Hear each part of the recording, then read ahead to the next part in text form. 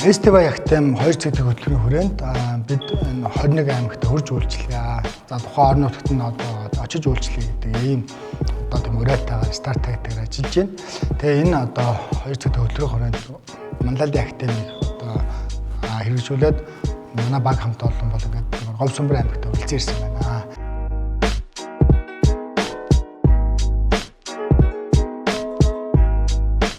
Тэгээ энэ одоо хөтөлбөрийг хэрэгжүүлснээр тухайн орон нутгийн бас ингээд локал лидерүүдийг хөгжүүлэх, яг тухайн орон нутгад хэрхэн одоо хөгжих вэ? Магадгүй тэр ингээд нэг гацаад байгаа төвдрээд байгаа тэр зүйл дээр нь жоохон бас юм сэтэл өгөх одоо ийм сургалтыг бид бол ингээд хамтдаа маш амжилттай зохион байгуулж байна.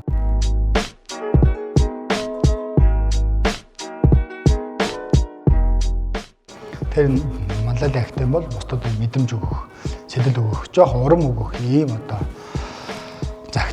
академи болж байгаараа одоо тийм онцлогтой байгаамаа. Өөртөө цаг гарга, өрөөлд зам гарга.